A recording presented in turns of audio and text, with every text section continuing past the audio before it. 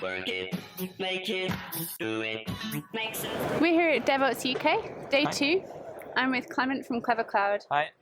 Now, Clever Cloud is a platform as a service. It started as a platform as a service, but now we're also doing an on-premises offer for bigger clients like banking and insurance companies that have strong constraints on where the data actually is. So we both have our public cloud offer and an on-premises solution. And do you think it's Clever Cloud's use of virtual machines instead of containers that gives it an edge? Yeah.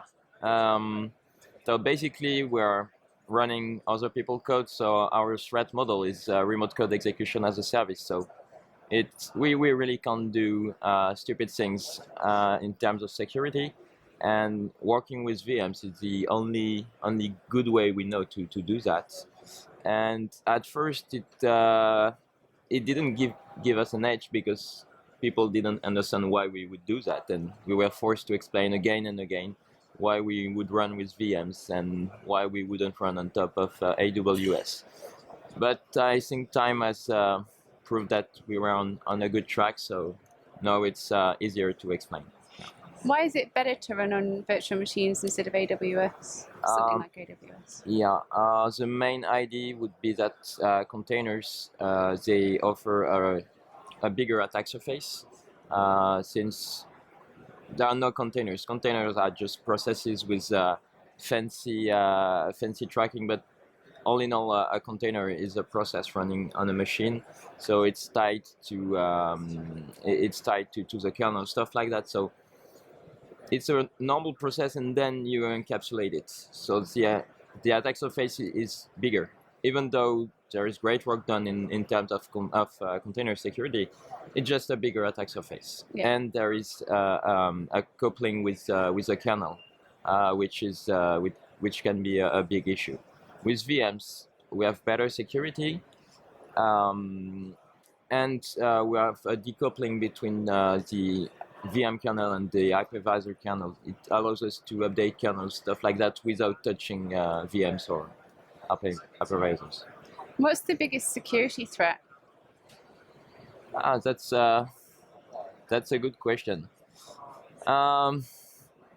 Most of the time, the biggest security threat is by social engineering and stuff like that, or really simple, stupid flows. From time to time, there is like the internet is on fire level breakage, like Heartbleed, stuff like that. But most of the time, it's like an old issue that has not been patched, or phishing email, stuff like that. It's kind of boring, actually.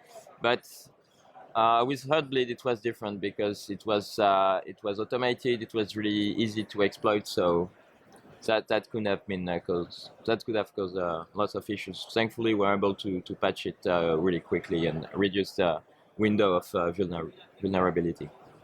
So you're the Chief Technology Officer at Yeah. Clever Cloud. Have you got anything exciting coming up in the works, or anything that excites you, not so much as a product maybe, but in any internal changes you're doing? Right now, so the company is growing a lot, and I've been stepping down from many coding projects. So I like to code, so it's sometimes hard. Yeah. But it's really interesting to be able to delegate more and to trust people to do good things. We have many things baking, but internally we're making big changes, and it's continuous improvement.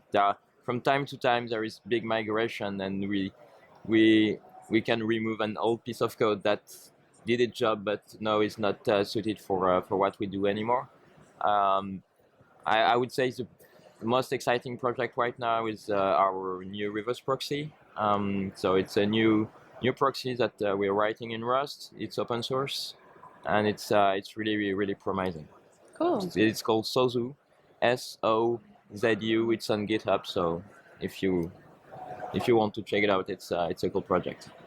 Work it, make it, do it, make sense.